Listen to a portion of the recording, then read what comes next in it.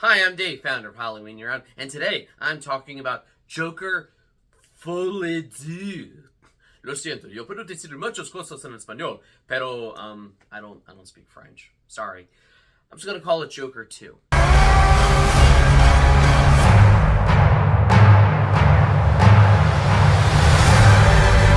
I am getting into spoilers for Joker Folie Deux, or Joker 2. So if you haven't seen it and you don't want it spoiled, or if you haven't already had it spoiled before you saw it, like some jackass did for me on Twitter by posting the ending days before I even went to an early screening of it, then maybe go watch the movie first, then come back here. So, first and foremost, let's be clear. This video is not going to be adding to the rage fire that is the discourse around Joker 2. That's actually what I want to talk about. Nor will it be a beat-for-beat review of the movie. If you're watching this, I assume you've seen it and you know everything that happens in it. So, when it comes to Joker 2, to say that the audience reception has been divided or has been harsh is an understatement. It bombed worse than Morbius. I think it did worse than the Marvels. And you have just all these angry opinions shouting. Meanwhile, you have other people like, no, it's secretly brilliant because Todd Phillips was trolling, DC and Warner Brothers by making a $200 million middle finger to them. And all of those things, I'm not confirming or denying that any or all of them are true because I wasn't there. I don't know what's in Todd Phillips' head. I know he's pissing people off by saying Arthur Fleck isn't really, the Joker that we know and love. But you know what? He said the same thing when the first one came out, and everybody loved it.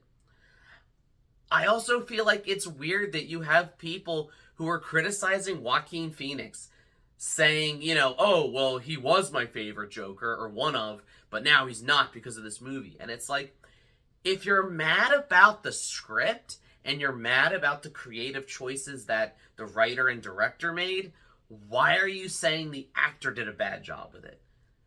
I feel like Joaquin Phoenix was great in this movie.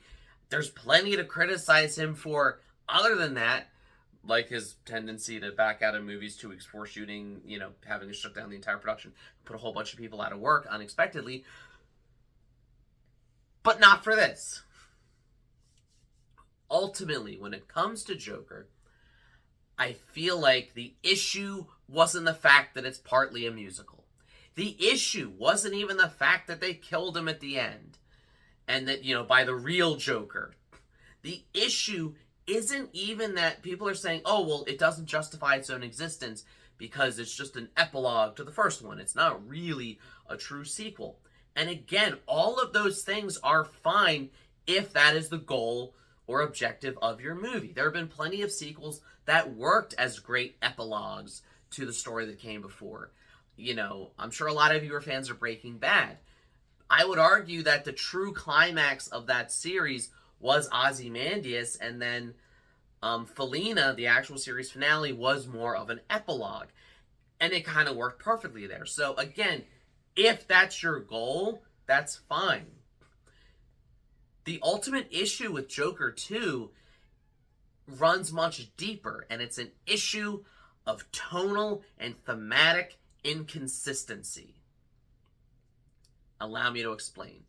So the movie itself opens up with this Looney Tunes-esque cartoon of Joker just being wacky, goofy, and, it's entertaining. It's funny.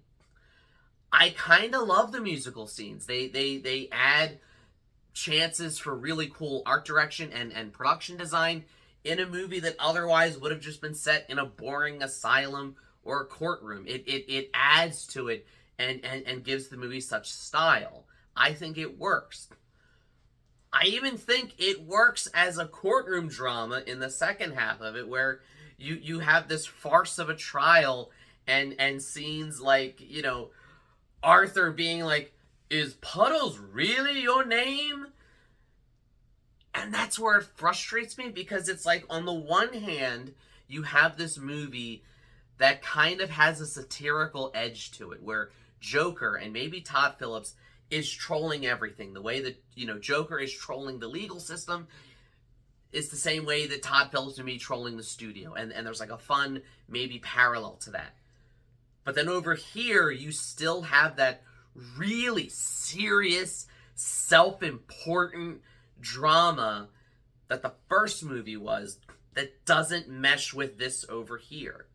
And it feels like, on the one, the movie wants to be this genuinely funny satire with musical numbers that, again, if that was your whole sequel, good for you for going in a new, different, creative direction and not giving us the exact same thing. But then it also wants to kind of do the exact same thing the first one did. And neither one of these are issues on its own, had the movie committed fully to either one. The issue is that the movie tries to do both, and it doesn't mesh. It doesn't work. Because you can't have your cake and eat it. You can't go back and forth without tonal whiplash. And I feel like that was my biggest takeaway and my biggest issue with this movie. The fact that it's a musical was interesting. The fact that it's a courtroom drama, I loved. The fact that we get Harvey Dent getting his face messed up in the explosion, all great scenes. It just feels like Joker 2 is two competing tones, two different movies battling with each other for, recognition. Now, one could argue that that is a representation of Arthur Fleck's own psyche, Arthur Fleck versus Joker, battling each other for control. You could make that argument. You could say that that itself is the meta commentary and that Todd Phillips intended to do it that way. I feel like that's probably giving him too much credit. I mean, yes, he's a talented director, and I think he did a good job with the first one, but I don't think he's a hack like a lot of people are saying he is, and I don't think that he's sub-secret genius like everyone else is saying.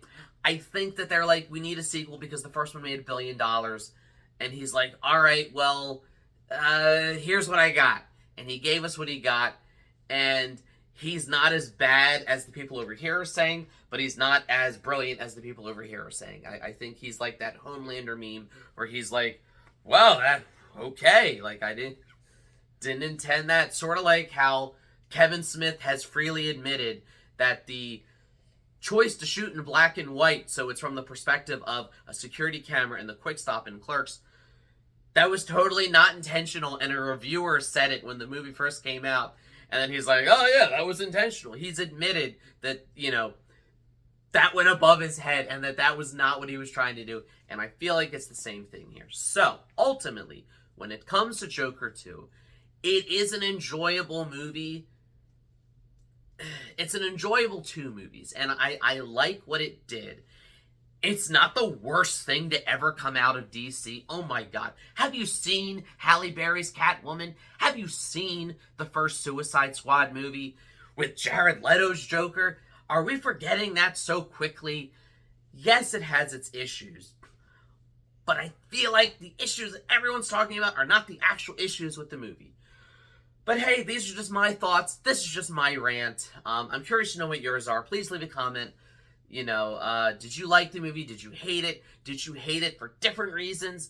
I wouldn't even say I hated it. I would say I liked the way the movie was put together, but I didn't like what it was trying to say or its lack of ability to know what it was trying to say. So, leave a comment. Let me know. Like, share, subscribe, all the YouTube stuff. If you don't, you may end up in the path of Joker. Maybe Joaquin Phoenix, maybe Jack Nicholson, maybe Heath Ledger, maybe even Jared Leto, which is probably the worst just because you'd be the most embarrassed about it.